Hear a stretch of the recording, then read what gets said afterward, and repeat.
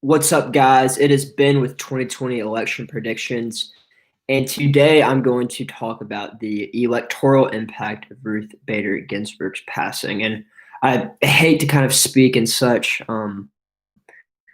pull terms, especially for the deaths of something, but the implications of the passing of a Supreme Court justice, I mean, they are massive. And in 2016, I think that they played a huge role. I think that Antonin Scalia's death in 2016 played a massive role in kind of the election, and people are already kind of talking about it on Twitter. There's different senators saying if they're going to support Trump's nominee or not support it. So I mean, the implications are massive, and I kind of want to give you my opinion on this because I mean I think there's a lot of different ways to look at this because I think it's going to affect the Senate level. It's going to affect the presidential level.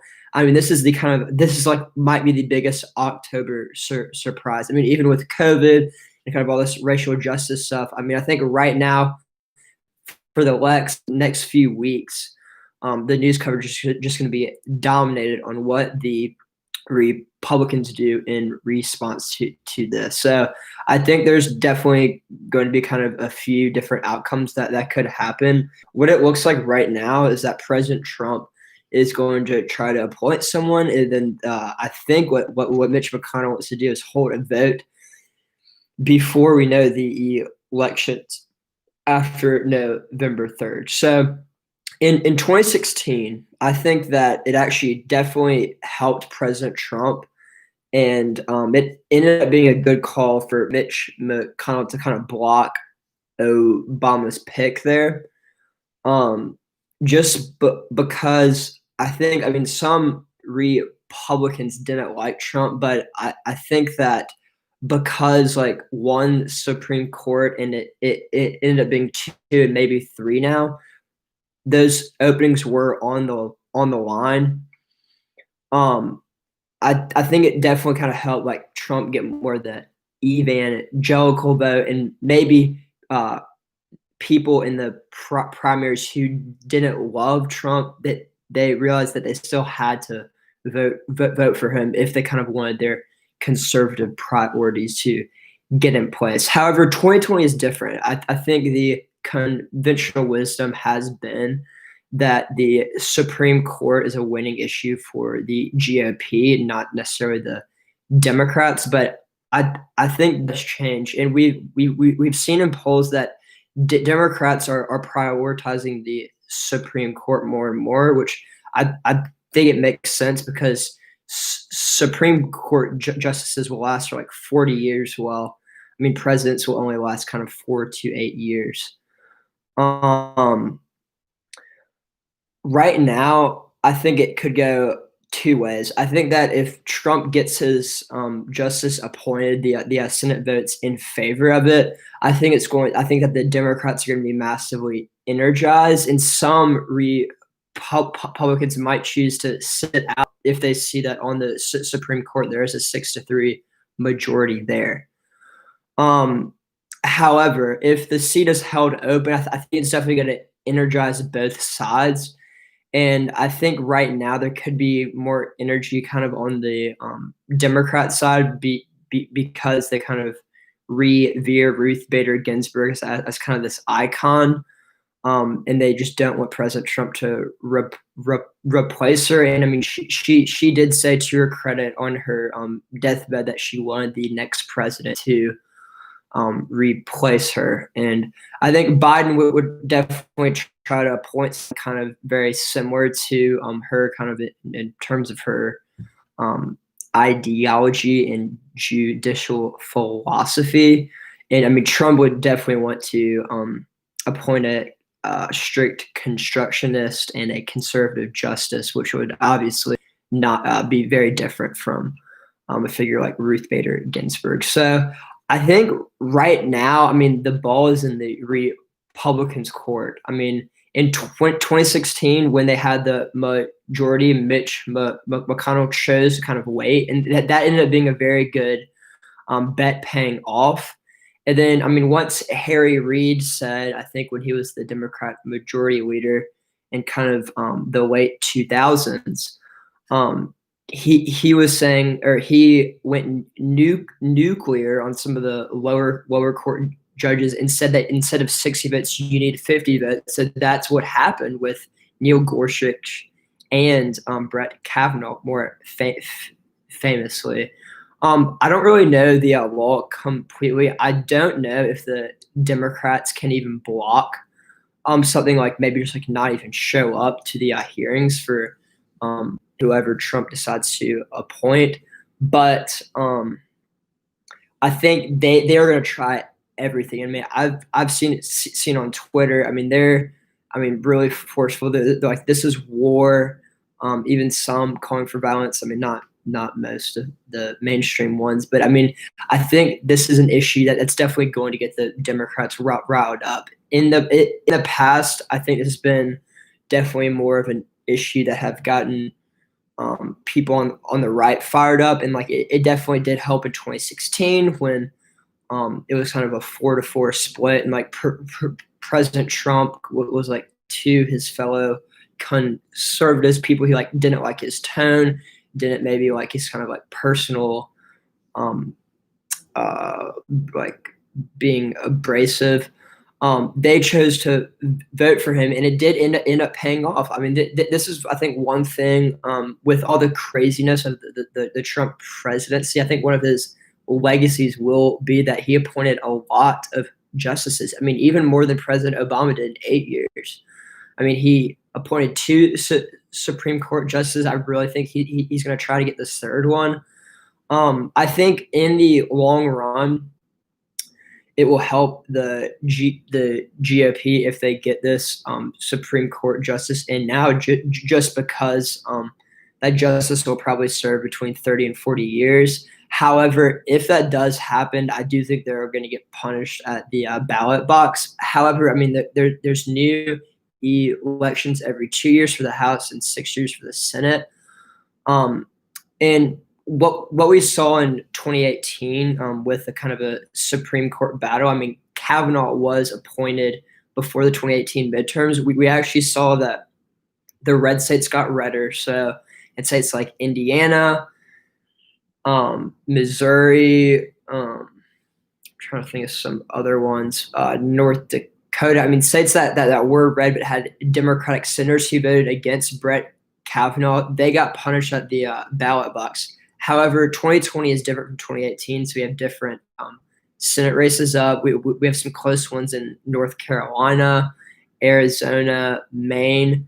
So this is kind of my take on this. I think it definitely depends state by state. So if we look to a state like Montana, I think that this definitely hurt Steve Bullock, who's the Democrat, just because Montana is a red state. And I would say similarly with Iowa, like Joni Ernst there. I don't think that Steve Daines or Joni Ernst will have any problem saying that they're going to support a vote, just because I think those are more red states. I don't think we would say that about Iowa earlier, but I think now we can say that's probably more of a red state than a blue state or even a purple state. I think in Texas, John Cornyn won't have any problems voting for the nominee. However, in Arizona, I think Martha McSally already said that she wants to hold a vote. I mean, I really don't think that she has a good choice here, because I think if she chooses to kind of wait, I think she's going to get beat by Mark Kelly either way.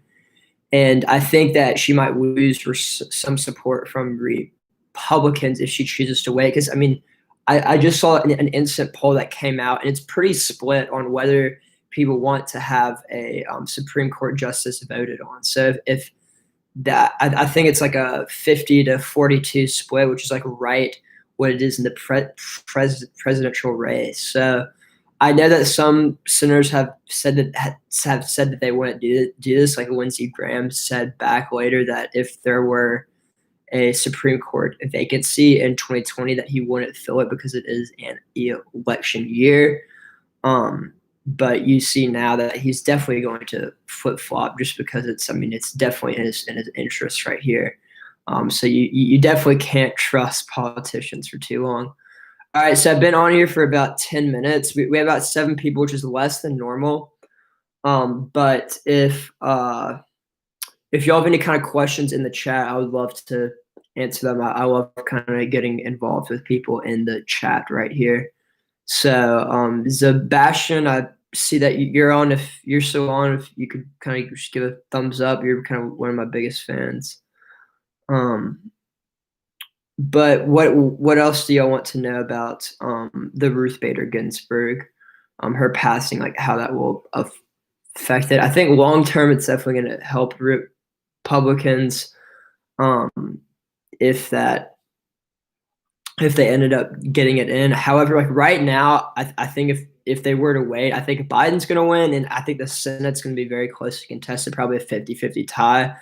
And I think that Kamala Harris would break that tie. So that's definitely something to consider. I see. Is the Sebastian said, "I'm here, bro. Love the videos lately. Thank you, Sebastian. Love to hear it. Is the red mirage theory likely to happen? I think it's very plausible that it could happen. I think that some media organizations might not even kind of show the maps. I'm thinking maybe like CNN might not even do that, just because I think that more of the left wing mainstream media places will kind of know that this red mirage theory could happen, so they might just even choose to not show it. However, I think that a lot more people are going to vote in person than maybe people have been saying in the polls, just because I think, I mean, people just don't trust the mail, and I think that for good reason. Just because I think it's definitely less certain than the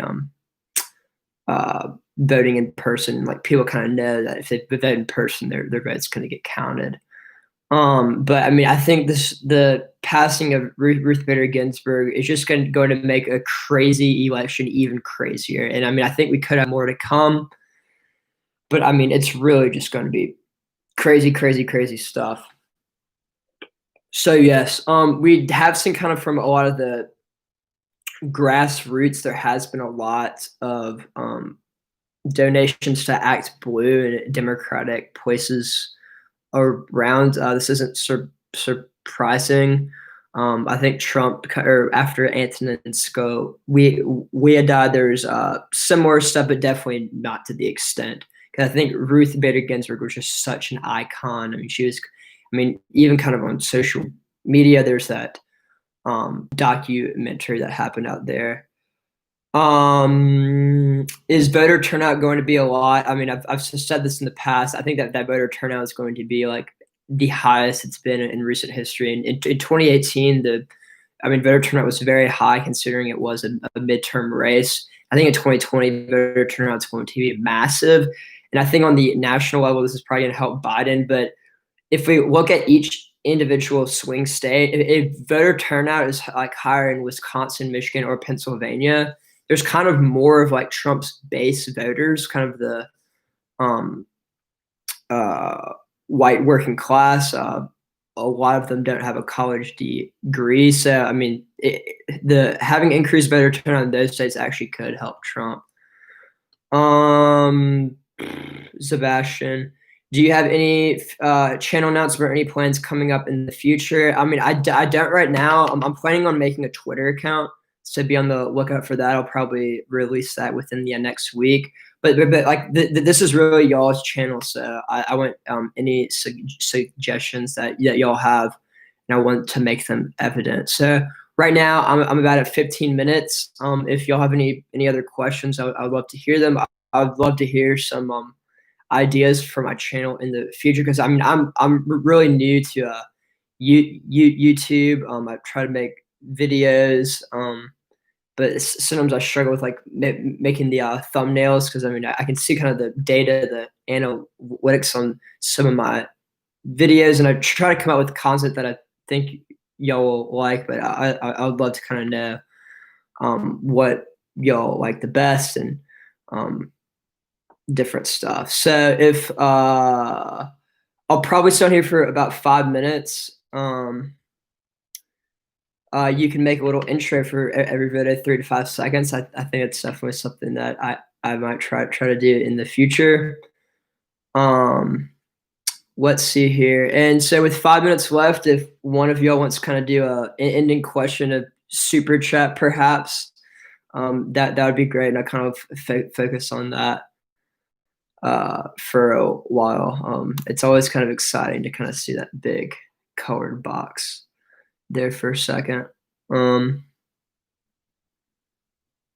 Wow, that's crazy. New donors went up by 20%. So people who hadn't previously donated to Act Blue did that. So I think that the Democrats actually do have a pretty good fundraising machine. That's kind of the Act Blue compared to the Win Red, which I think is the Republican one. Our polls really fake. I don't think the polls are necessarily fake, but I think a lot of them can be biased. Some organizations purposely kind of like tilt their polls one way or the other because they can choose kind of the voters that they're sampling. And I think that can be a little dishonest. People accuse Rasmussen of kind of oversampling Republicans, but I mean, there have been some pretty atrocious polls on the Democratic sides that just oversample Democrats by a lot.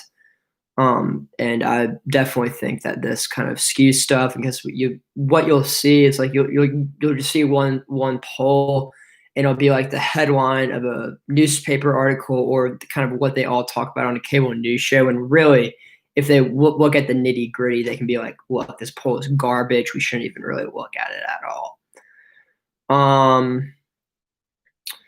All right, guys. So if you have any last questions, I'd love to answer them. I think one thing that we'll have to do is kind of wait for if the polls change with Ruth Bader Ginsburg's death. I really don't think they're going to change that much. I mean, I can't really think of a voter who wasn't planning on voting before he's planning on voting now.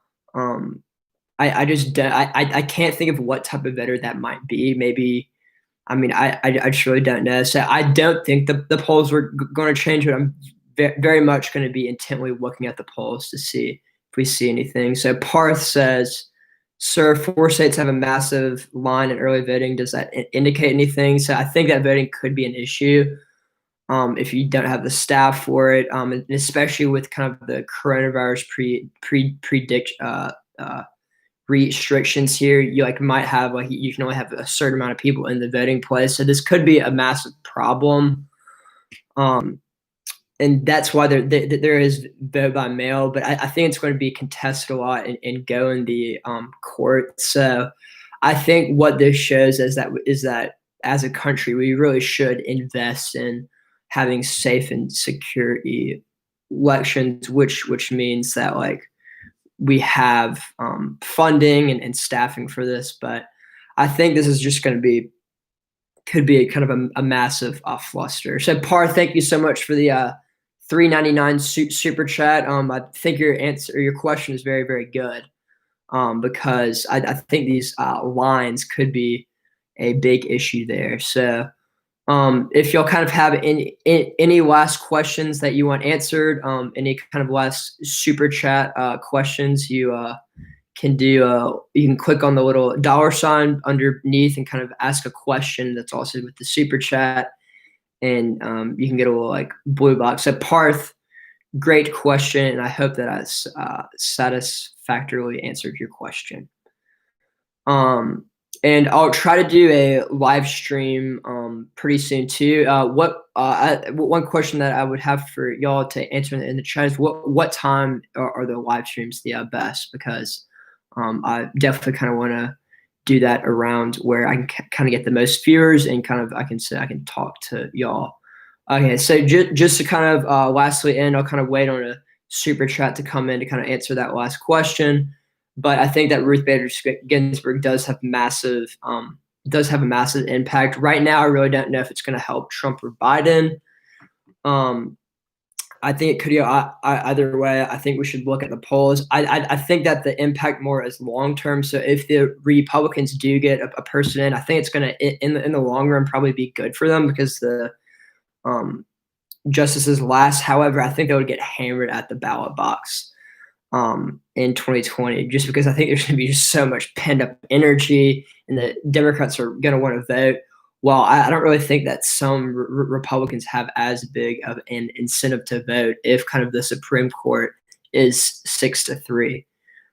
So there you have it. Thanks, guys, for watching this video, and we'll have more to come in the future. Thanks, guys.